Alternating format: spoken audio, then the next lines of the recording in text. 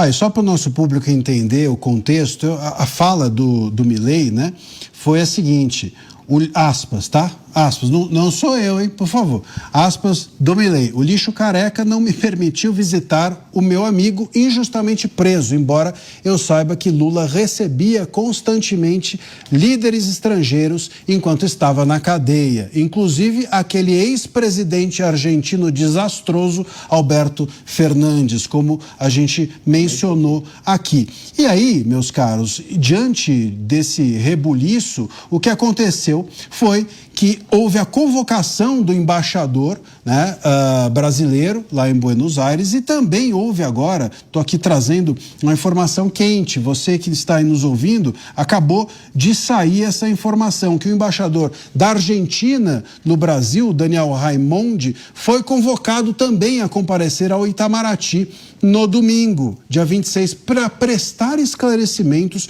sobre as afirmações do Javier Milei durante a última passagem que ele teve aqui pelo Brasil. Ou seja, a coisa tá difícil. O Raimondi, conforme informou o Ministério das Relações Exteriores, foi chamado para transmitir a repulsa do governo brasileiro sobre as declarações de Milei. Repito, durante o discurso em São Paulo, quando o Moraes foi chamado de lixo careca. Ou seja, isso rendeu, né? O embaixador foi... É que é engraçado, porque assim, enfim, parece um negócio meio de quinta série, né? Aquele negócio de um chama o outro, do amiguinho chama um de não sei o quê, aí vai todo mundo para a diretora, aí chama os pais, e os pais têm que ir lá, enfim, explicar, vai pegar suspensão. Olha só, o Estado inteiro brasileiro se movimentando em torno de uma fala dessa, uma bobagem, né? Deveria ser uma bobagem, algo assim. Isso é uma coisa absolutamente ridícula, sem nenhuma importância. E tem vários aspectos absurdos que a gente poderia mencionar aqui. Um deles é o seguinte: mais uma vez essas pessoas insistem em fazer a equivalência entre algumas autoridades e o Estado brasileiro. Então, autoridades fazem coisas que as expõem a críticas, elas agem politicamente, de forma explícita. Como a gente está comentando agora, né? Pessoas que não deveriam se manifestar publicamente se manifestam, não deveriam falar sobre os processos que estão julgando, elas falam, enfim, elas se colocam como atores políticos. Mas quando elas recebem críticas, aí é um atentado à soberania, é uma ofensa ao povo brasileiro. Olha, eu não acho que o povo brasileiro se sentiu ofendido com o que Milei disse, não.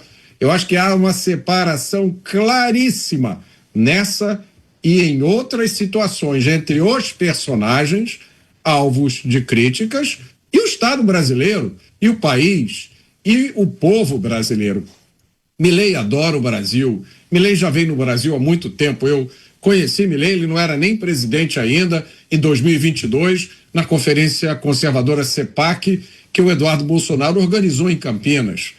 A outra coisa curiosa nesse episódio, que a gente não pode deixar passar, meus amigos, é o comportamento do governo do PT, que adota um critério para ele e outro critério para os outros. Basta lembrar a quantidade de declarações ofensivas que os líderes do PT já fizeram em relação a autoridades estrangeiras conservadoras, por exemplo, a Donald Trump, né? Inclusive tem uma pessoa ligada ao líder máximo do PT que fez uma vez declarações com o microfone num evento público sobre o Elon Musk, que é aliado de Donald Trump e que chegou a ocupar um cargo no governo Trump, declarações impublicáveis, né? A gente não pode reproduzir aqui porque tem criança assistindo Pingos nos Is. E por último, deixa só eu lembrar também mais uma coisinha aqui, como eleitor, pagador de impostos, não é função de ministro da Suprema Corte ou de juiz nenhum vir a dar aos brasileiros aula sobre civilidade, né? Até porque, se fosse função dele fazer isso, ele poderia começar fazendo isso dentro de casa.